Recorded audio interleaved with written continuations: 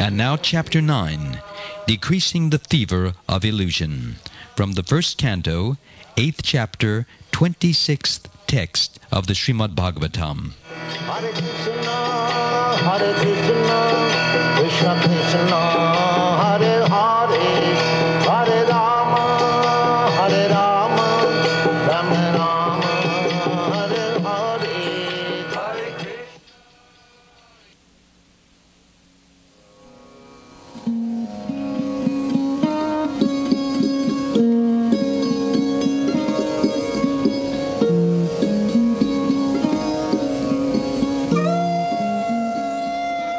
Janmaishvarya Shruta Shribir Idam Mana Madapuman Naivaratya Bidatum Vai Tvam Akinchana Gocharam. Translation. My Lord, your lordship can easily be approached, but only by those who are materially exhausted. One who is on the path of material progress, trying to improve himself with respectable parentage, great opulence, high education, and bodily beauty, cannot approach you with sincere feeling.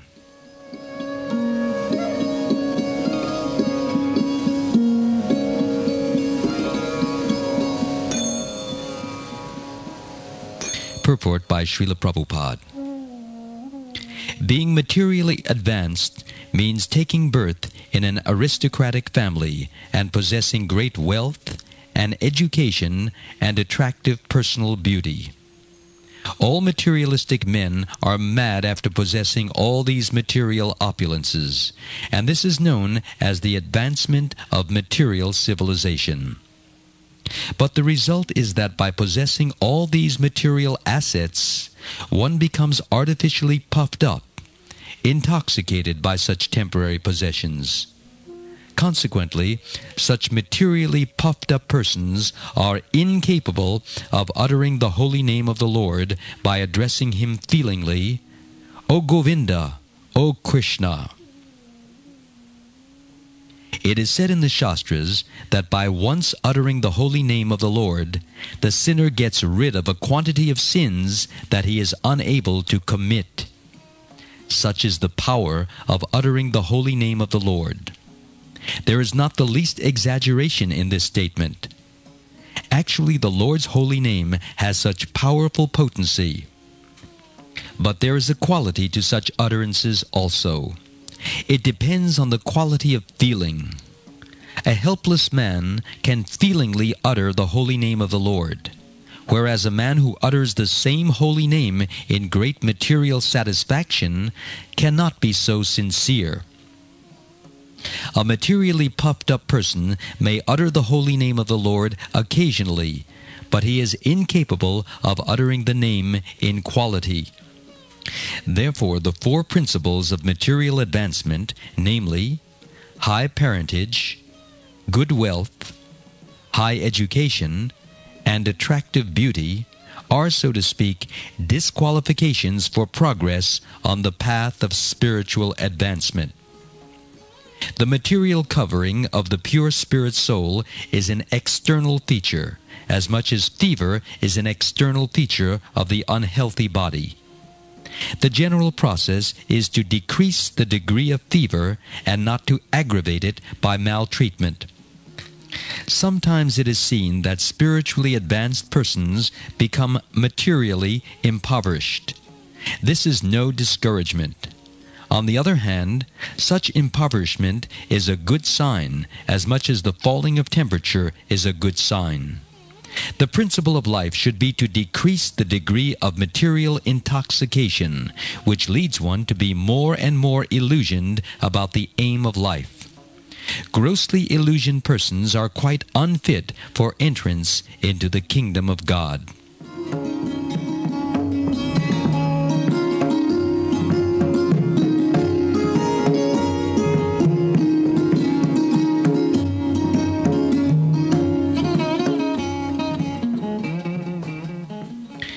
In one sense, of course, material opulences are God's grace.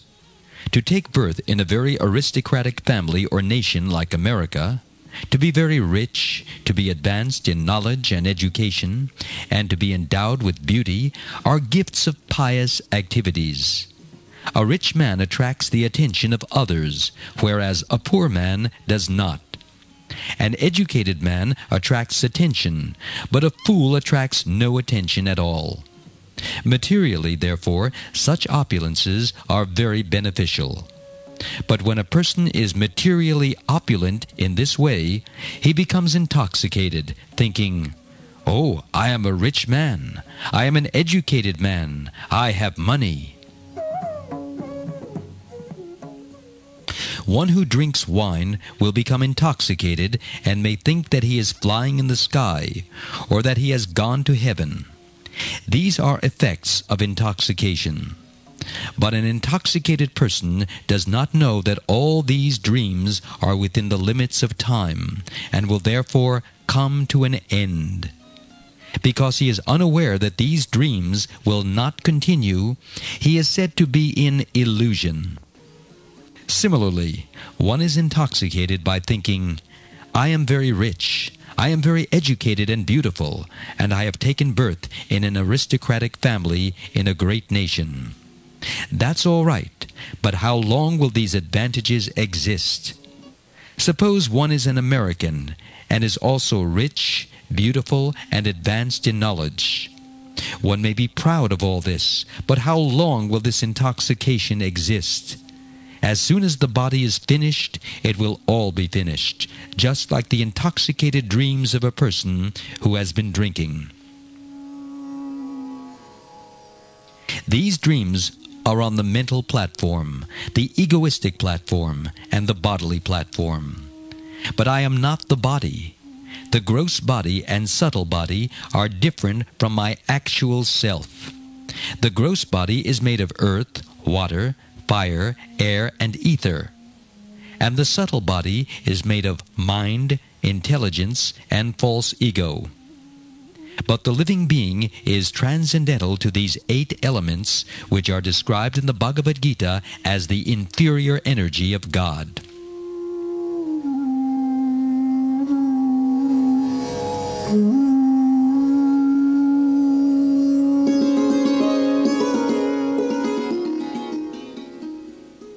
Even if one is mentally very advanced, he does not know that he is under the influence of the inferior energy, just as an intoxicated person does not know what condition he is in.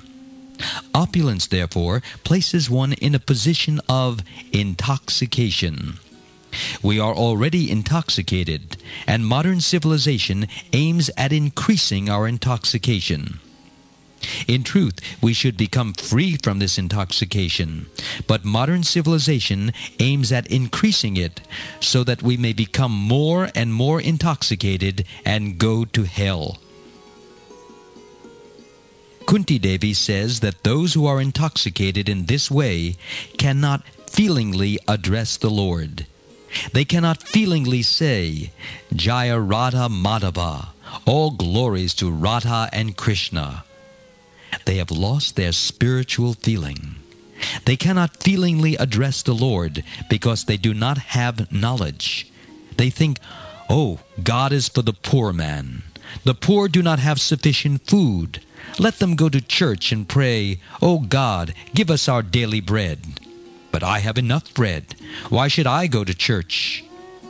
This is their opinion. Nowadays, therefore, because we are in a time of economic prosperity, no one is interested in going to the churches or temples.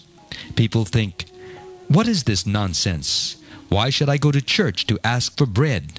We shall develop our economic condition, and then there will be a sufficient supply of bread." In communist countries, this mentality is especially prevalent. The communists make propaganda in the villages by asking people to go to church and pray for bread. So the innocent people pray as usual, "Oh God, give us our daily bread." When the people come out of the church, the communists ask, "Have you gotten bread?"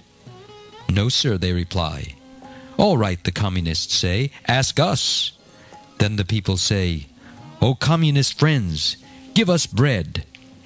The communist friends, of course, have brought a whole truckload of bread, and they say, "Take as much as you like." Now, who is better, the communists or your God?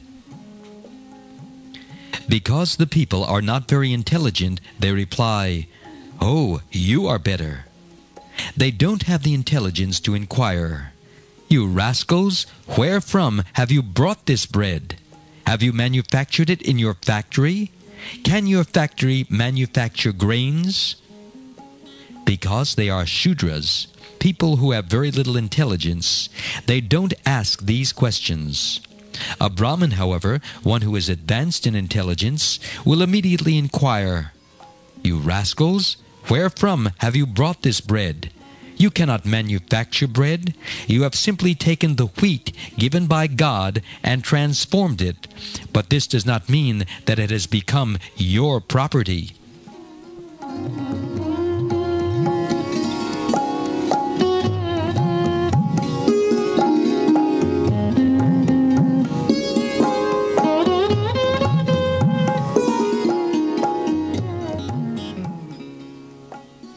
Simply transforming one thing into something else does not make the final product one's own property.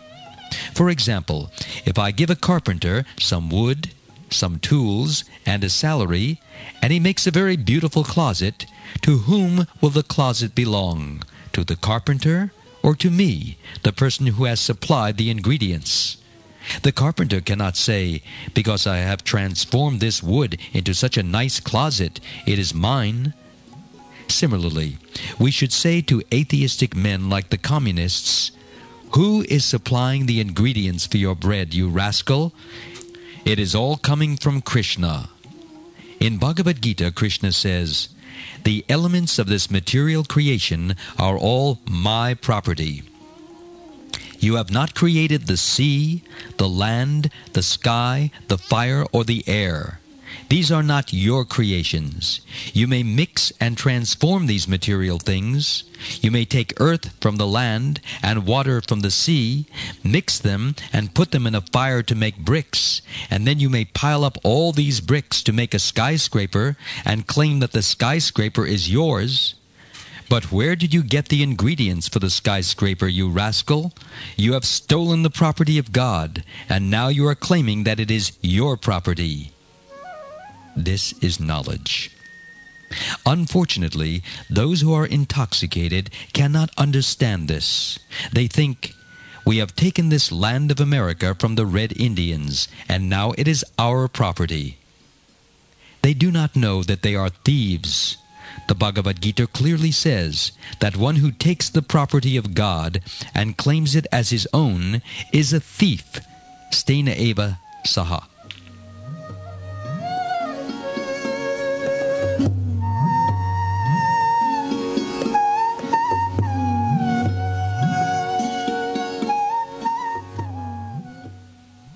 The devotees of Krishna, therefore, have their own form of communism.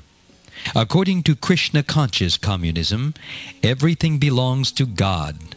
Just as the Russian and Chinese communists think that everything belongs to the state, we think that everything belongs to God. This is merely an extension of the same philosophy, and to understand it, one simply needs a little intelligence. Why should one think that his state belongs to only a small number of people? In fact, this is all the property of God, and every living entity has a right to use this property because every living being is a child of God, who is the Supreme Father. In Bhagavad-gita, chapter 14, text 4, Lord Krishna says, "Sarva yonishu kuntiya aham bija pradha pita," which means, quote, "I am the seed-giving father of all living entities. In whatever forms they may live, all living entities are my sons." Unquote. We living entities are all sons of God. But we have forgotten this, and therefore we are fighting. In a happy family, all the sons know Father is supplying food to us all. We are brothers, so why should we fight?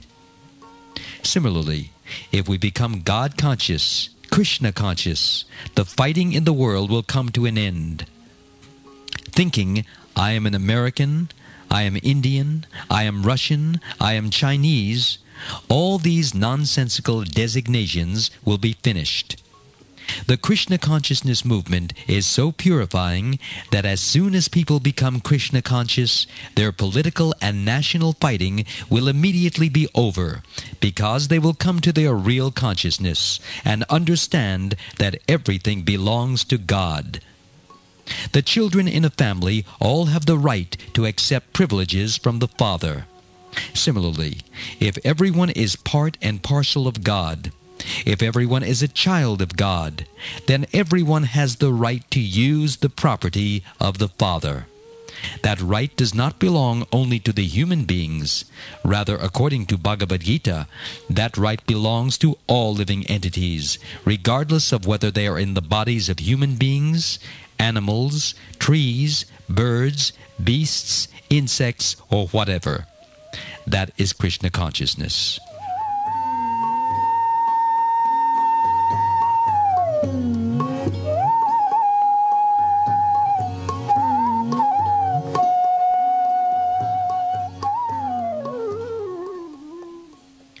In Krishna consciousness, we do not think, my brother is good and I am good, but all others are bad. This is the kind of narrow, crippled consciousness we reject. Rather, in Krishna consciousness, we look equally toward all living entities. As stated in Bhagavad-gita, chapter 5, text 18, Vidya Vinaya Sampane Brahmane Gavi Hastini Shuni Chaiva Shvapake Cha Pandita Samadarshanaha, which means, quote, the humble sage, by virtue of true knowledge, sees with equal vision a learned and gentle Brahmin, a cow, an elephant, a dog, and a dog-eater, or an outcast, unquote. One who is Pandita, one who is learned, sees all living entities to be on an equal level. Therefore, because a Vaisnava or devotee is learned, he is compassionate, Lokanam Hitakarano, and he can work in such a way as to actually benefit humanity. A Vaishnava feels and actually sees that all living entities are part and parcel of God, and that somehow or other they have fallen into contact with this material world and have assumed different types of bodies according to different karma. Those who are learned, Pandita, do not discriminate. They do not say, this is an animal, so it should be sent to the slaughterhouse so that a man may eat it. No. Why should the animals be slaughtered? A person who is actually Krishna conscious is kind to everyone. Therefore, one tenet of our philosophy is no meat eating. Of course, people may not accept this. They will say, oh, what is this nonsense? Meat is our food. Why should we not eat it? Because they are intoxicated rascals, edamana madha, they will not hear the real facts. But just consider, if a poor man is lying helpless in the street, can I kill him? Will the state excuse me? I may say, I have only killed a poor man. There was no need for him in society. Why should such a person live? But will the state excuse me? Will the authorities say, you have done very nice work? No. The poor man is also a citizen of the state, and the state cannot allow him to be killed. Now, why not expand this philosophy? The trees, the birds, and the beasts are also sons of God. If one kills them, one is as guilty as one who kills a poor man on the street. In God's eyes, or even in the vision of a learned man, there is no discrimination between poor and rich, black and white.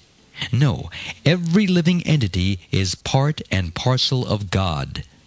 And because a Vaishnava sees this, he is the only true benefactor of all living entities.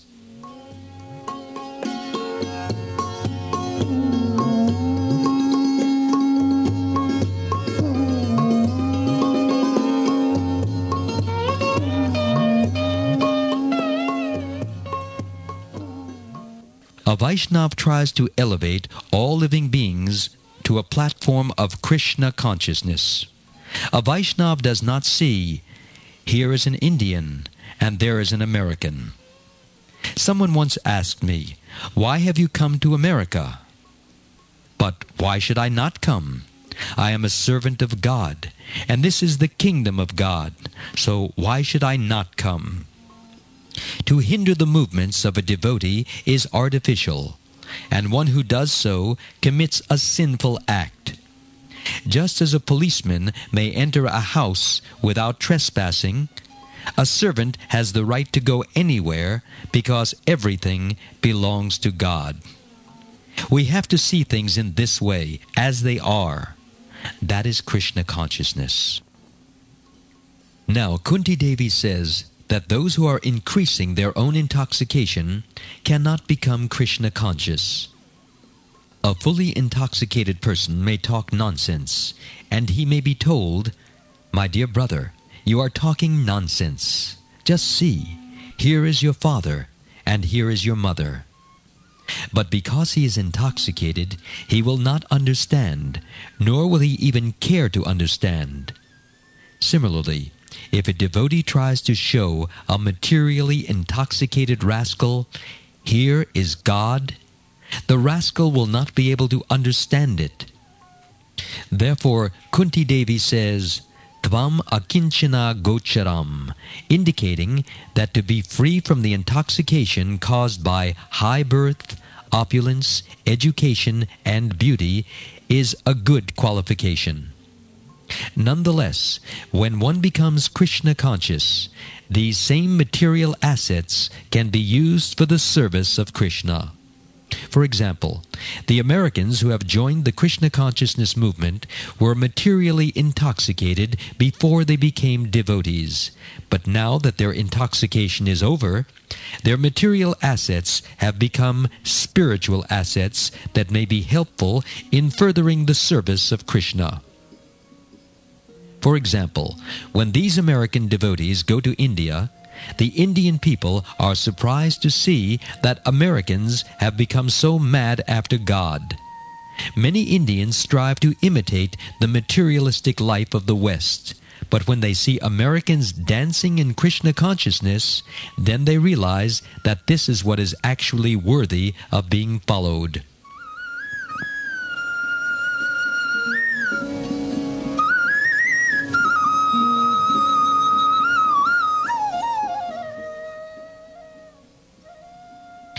Everything can be used in the service of Krishna. If one remains intoxicated and does not use one's material assets for the service of Krishna, they are not very valuable.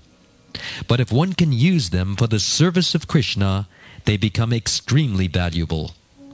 To give an example, 0 has no value, but as soon as the digit 1 is placed before the 0 immediately becomes 10. If there are 2 zeros, they become 100, and 3 zeros become 1,000.